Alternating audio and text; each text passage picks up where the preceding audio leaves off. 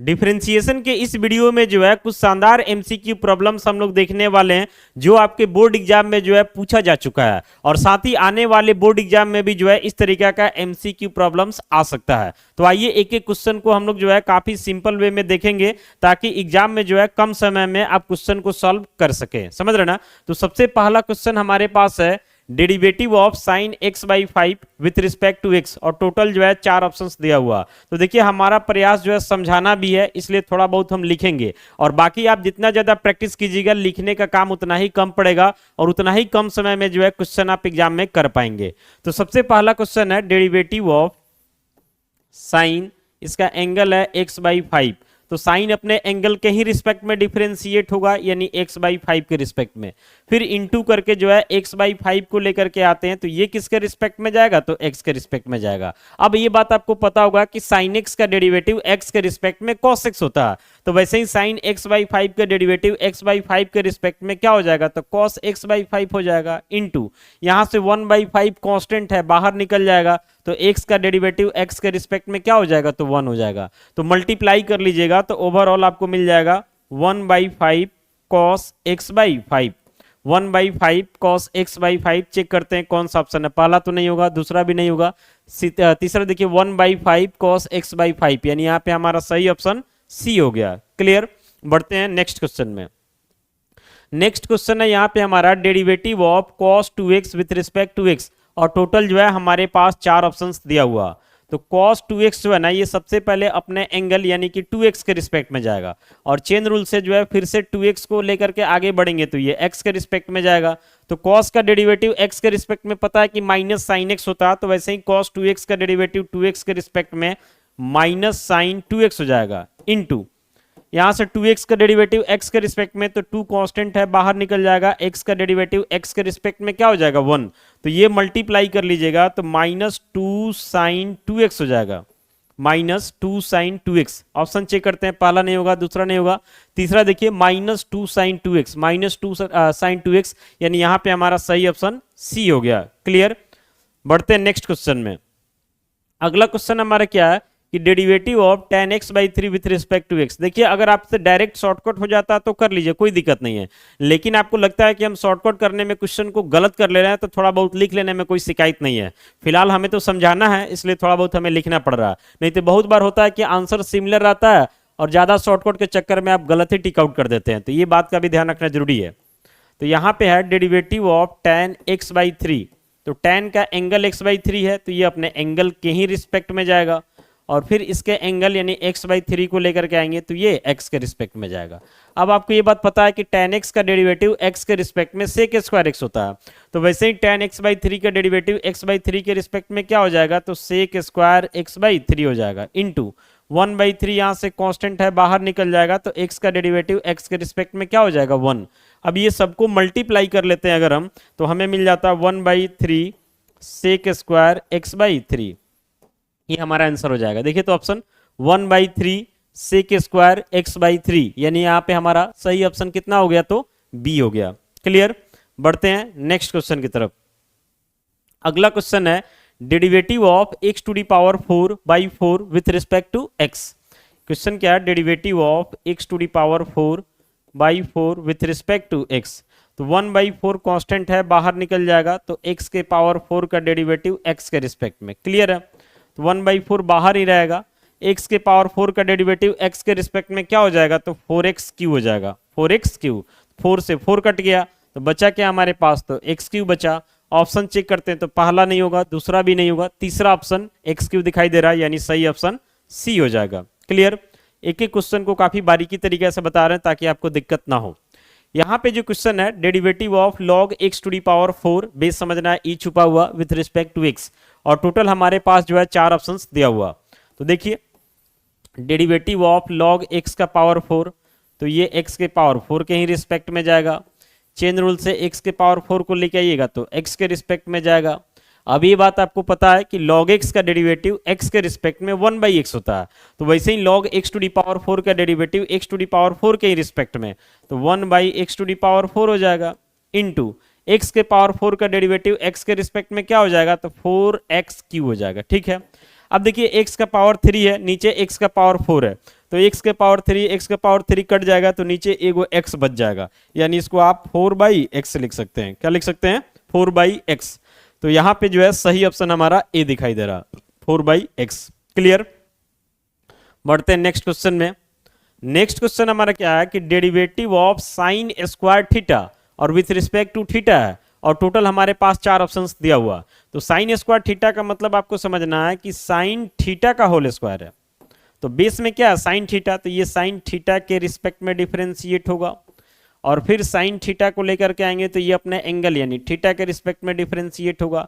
तो ये जो फॉर्मेट दिखाई दे रहा है ना, इसमें बेस में वेरिएबल है और पावर में कांस्टेंट है, यानी derivative of x to the power n पे जाएगा, जिसका फॉर्मूला होता है n into x to the power n-1। जैसे आपको पता होगा कि एक्स स्क्वायर का डेरिवेटिव x के रिस्पेक्ट में 2x होता है, तो वैसे ही समझना है कि साइन थीटा का होल स्क्वायर का डेरिवेटिव साइन थीटा के रिस्पेक्ट में, तो 2 साइन थीटा हो जाएगा।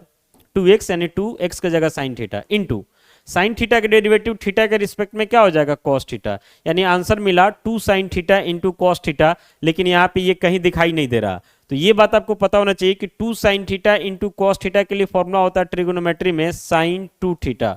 अब चेक कीजिए, पहला ऑप्शन नहीं है, दूसरा भी नहीं है, तीसरा में जो है साइन 2 थीटा दिखाई दे रहा, साइन 2 थीटा दिखाई दे रहा, यानी यहाँ पे हमारा सही ऑप्शन सी हो जाता है। क्लियर। बढ़ते हैं नेक्स्ट क्वेश्चन में। यहाँ पे जो है derivative of cos Q theta with respect to theta, पीछे वाले की तरह ही बनेगा ये भी। तो कॉस क्यू थीटा का मतलब समझना कि कॉस थीटा का होल क्यूब है, किसके रिस्पेक्ट में जाएगा? तो कॉस थीटा के रिस्पेक्ट में। फिर कॉस थीटा को लेके आएंगे तो थीटा के रिस्पेक्ट में।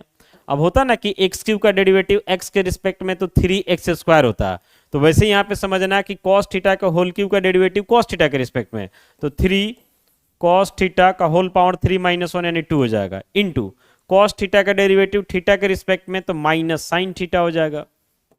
अब इसको आगे बढ़ाते हैं ना तो मल्टीप्लाई होगा तो माइनस भी तो बाहर निकलेगा, तो -3 हो जाता है। ये कॉस थीटा का होल स्क्वायर है तो कॉस स्क्वायर थीटा इंटू क्या हो जाता है? तो साइन थीटा हो जाता है। चेक करते हैं ऑप्शन, पहला तो नहीं होने वाला, दूसरा भी नहीं होने वाला, तीसरा देखिए -3 cos square theta sine theta, यानी यहाँ पे सही ऑप्शन हमारा सी हो गया। क्लियर। बढ़ते हैं नेक्स्ट क्वेश्चन, क्वेश्चन नंबर 8 में। यहाँ पे दिया हुआ if x equal to a cos theta y equal to a sin theta then हमें dy/dx बताना है। तो यहाँ पे ऐसा समझिए कि dy/dx हमें निकालने के लिए y का वैल्यू जो है थीटा के टर्म्स में दिया हुआ और x का वैल्यू भी जो है थीटा के टर्म में दिया हुआ। तो सबसे पहले यहाँ से हम निकालेंगे dy/d थीटा। क्या निकालेंगे? dy/d थीटा, चूंकि y जो है थीटा के टर्म में दिया हुआ, तो dy y का वैल्यू हमारा हो जाता है a sin theta with respect to theta हो जाएगा। ये कांस्टेंट है, बाहर निकल जाएगा, तो साइन थीटा का डेरिवेटिव थीटा के रिस्पेक्ट में क्या हो जाएगा? कॉस थीटा, यानी a cos थीटा मिला हमें। किसका वैल्यू? तो dy/d थीटा का। अब हम निकालेंगे dx/d थीटा, थोड़ा लिखना पड़ेगा इसमें क्योंकि ये भी जो है थीटा के टर्म में ही दिया हुआ। तो यहां से हो जाएगा x की जगह आपका a cos theta with respect to theta, तो a कांस्टेंट है, बाहर निकल जाएगा, तो cos थीटा का डेरिवेटिव थीटा के रिस्पेक्ट में माइनस साइन थीटा हो जाएगा, यानी इसको आप लिख सकते हैं -a sin थीटा। क्लियर है। लेकिन हमें जो बताना, हमें बताना dy/dx, हमें क्या बताना? तो dy/dx।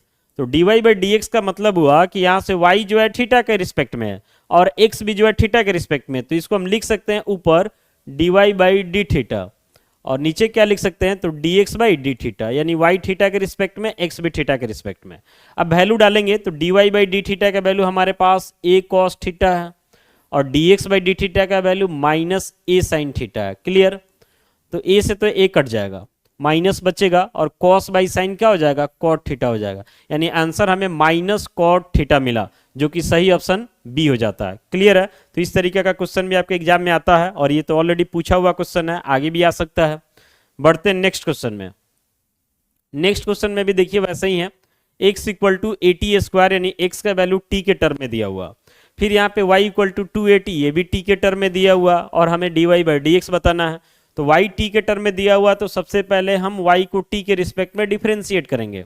तो y के वैल्यू हमारा क्या है? 280, a कांस्टेंट है और विथ रिस्पेक्ट टू t हो जाएगा, तो 2a कांस्टेंट है, बाहर निकल जाएगा, तो t का डेरिवेटिव t के रिस्पेक्ट में 1 हो जाएगा, यानी यहाँ से हमें वैल्यू 2a मिला। फिर बात करते हैं हम dx/dt, यानी x को भी जो है t के रिस्पेक्ट में डिफरेंशिएट करेंगे, तो x का वैल्यू हमारे पास 80² है, 80², विथ रिस्पेक्ट टू टी। ए बाहर हो जाएगा तो टी स्क्वायर का डेरिवेटिव टी के रिस्पेक्ट में 2t हो जाएगा, समझ रहे ना। यानी यहां से हमें मिला 2at, क्या मिला 2at। तो हमें क्या बताना, हमें तो dy बाई डी एक्स बताना है। तो सिंपल आप देखिए कि y जो है t के रिस्पेक्ट में, x भी t के रिस्पेक्ट में है, तो इसके लिए हम क्या लिख सकते हैं, ऊपर dy बाई डी टी यानी y t के रिस्पेक्ट में, नीचे dx बाई डी टी यानी x भी t के रिस्पेक्ट में।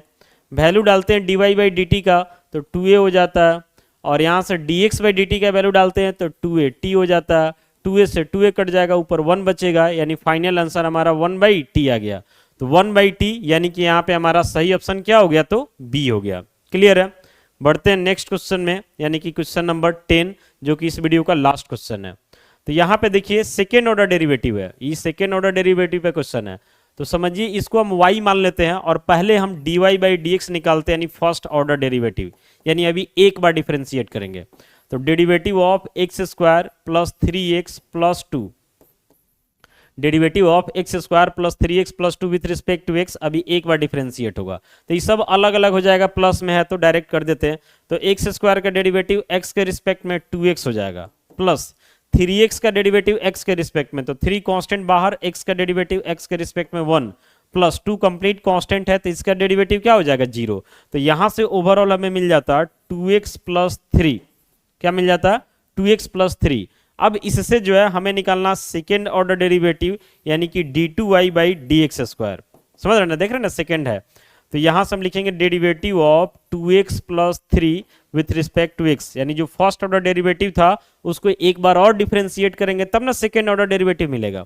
तो यहां भी प्लस में अलग अलग हो जाएगा, 2 कांस्टेंट बाहर, x का डेरिवेटिव x के रिस्पेक्ट में 1, 3 कंप्लीट कांस्टेंट है तो इसका डेरिवेटिव 0। तो 2 1 जा 2 प्लस 0, यानी रिजल्ट हमें क्या मिला, तो 2 मिला। अब ऑप्शन चेक करते हैं तो सही ऑप्शन हमारा कितना हो जाता है, तो डी हो जाता है, समझ रहे ना। तो इस वीडियो में टोटल जो है 10 क्वेश्चंस को हम लोग देखें, काफी बारीकी तरीके से आपको समझाएं। उम्मीद करते हैं ये सारा समझ में आ गया होगा। बाकी मिलते हैं अगली वीडियो के साथ।